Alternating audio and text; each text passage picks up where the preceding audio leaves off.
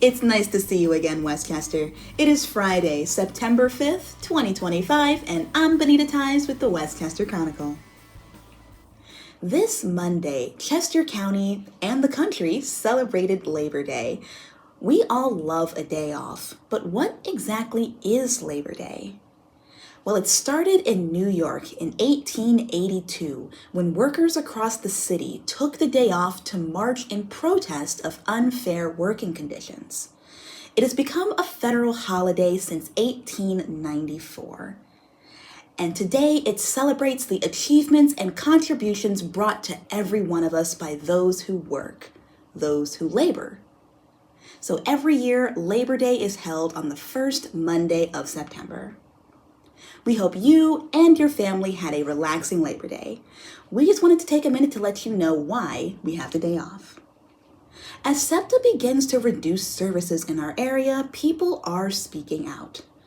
On Tuesday, August 26th, Senator Katie Muth, who represents Pennsylvania's 44th Senatorial District, held a press conference at Borough Hall alongside Senator John Kane, who represents the 9th Senatorial District, and our own State Senator Caroly Comitta, where they went over the difficult process of getting funding passed through the Senate. I'm here today with my colleagues, Senator John Kane and Senator Katie Muth. Together, we represent the entirety of Chester County in the Pennsylvania Senate. As you know, the state budget is now almost 2 months late. We're hearing from more and more families, students, workers, community organizations, local municipalities, and school districts who are very worried about what this means for each of our neighbors. Our constituents are concerned about the ongoing impacts of this budget impasse, and so are we. We're concerned about the impacts to education, human services, emergency services, transit, and healthcare. Our message is simple. We need a budget that works for the people of Chester County and the people of Pennsylvania. This week marked the first day of school for many districts in our region. However, the lack of a state budget agreement means the potential for the following: delays to school safety, mental health and academic programs, cuts to arts, music, gifted, AP classes, and support services, fewer extracurricular programs and after-school activities, larger class size, possible layoffs or hiring freezes. Schools are dipping into reserves or borrowing to make ends meet, but the associated costs will be passed on to taxpayers. Did you know that if a school district has to borrow money to cover their expenses because a budget has not been passed and the state dollars have not flowed to them, they will get the state tax dollars. They will never recoup the interest, the cost of the interest to borrow that money. For some of our school districts, that is a huge burden. As you may know, I'm Senator John Kane. I represent the 9th Senatorial District, which encompasses parts of Delaware County and also Chester County. We are now weeks into a budget impasse, and let's be clear about what that means. This is not some abstract political chess match in Harrisburg. This is about real people, our neighbors, our families, our communities who are paying the price for Republican manufactured obstruction. Pennsylvanians don't live in a budget impasse. We live in the real world, where kids need schools that are funded, where workers need SEPTA to get to their jobs, just like I did when I was a young man. And where folks depend on medical and mental health services to get by. But because Senate Republicans refuse to move forward, schools are left in limbo, counties can't provide critical services, and transit systems like SEPTA are forced to eliminate critical routes, and friends and families of people are being laid off. Folks, the state budget is in 2 months late. That's not putting people first. That's just not politics. That's just plain wrong. Thank you to both of my colleagues for coming together to show Chester County that we are here trying to fight for them in a very hostile political environment in Harrisburg. I'm State Senator Katie Muth. I represent parts of 3 counties, Berks, Chester, and Montgomery County. And as a Chester County resident, I also want to say thank you to Commissioner Moskowitz for your leadership here in the county, holding all sorts of things together all the time, even through COVID and now through this impasse.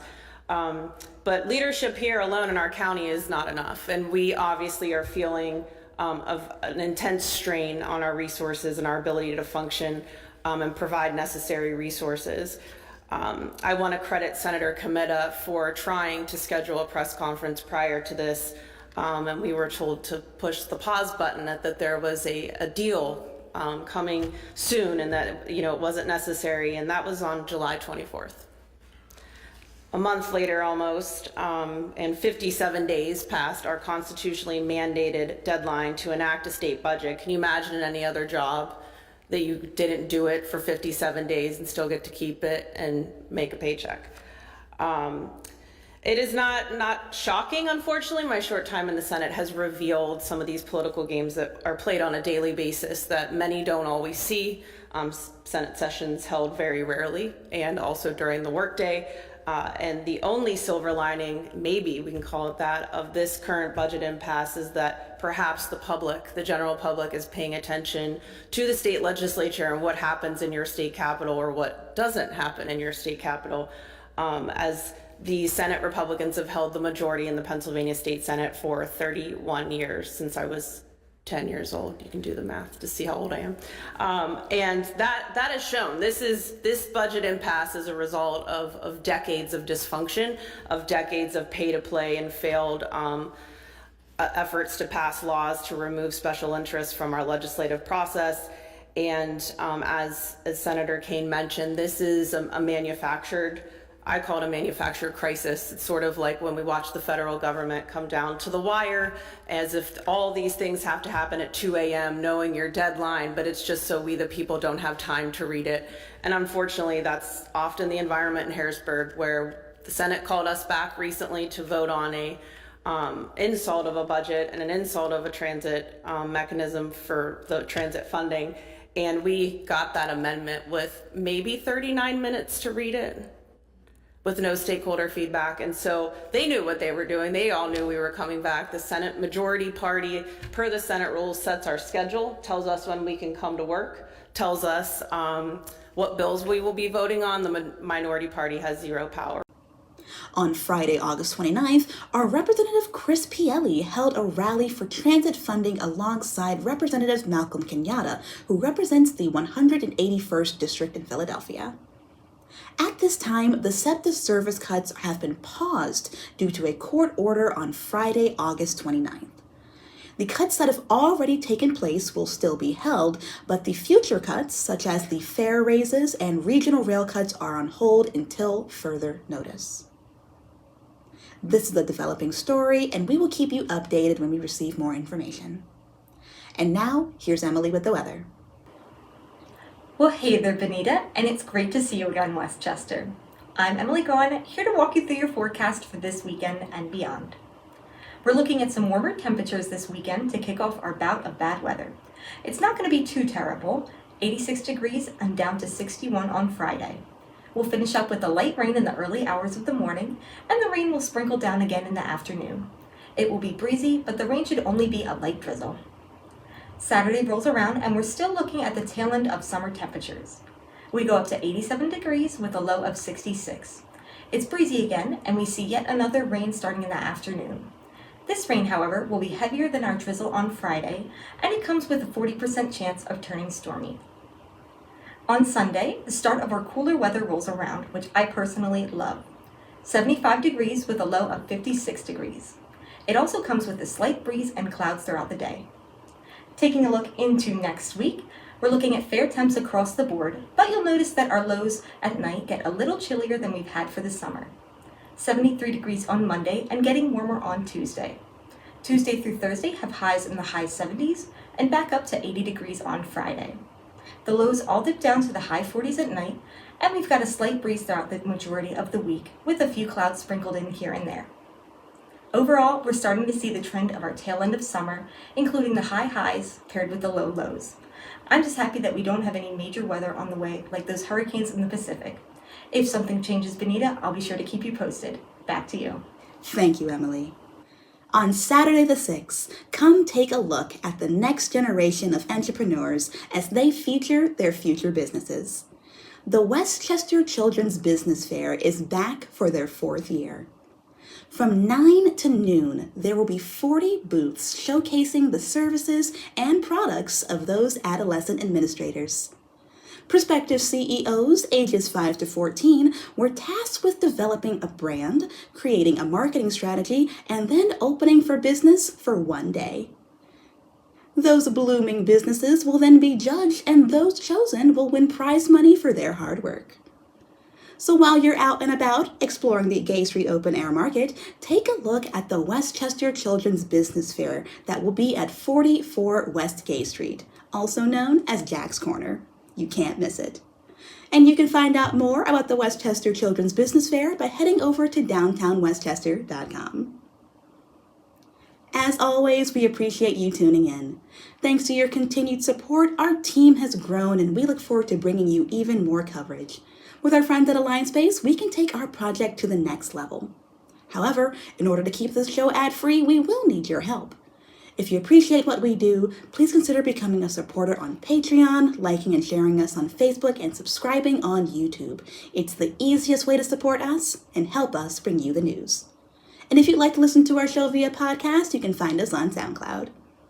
Finally, if you have a news tip, an event you'd like us to cover, or just want to say hi, you can reach us via email at westchesterchronicle@gmail.com. We look forward to hearing from you. Our program is produced by Crimson Planet Media, recorded at Alliance Space here in downtown West Chester, and our music is by Doug Keller. As always, we want to thank you for your time, and we hope to see you soon. Until then, I'm Bonita Ties with the West Chester Chronicle.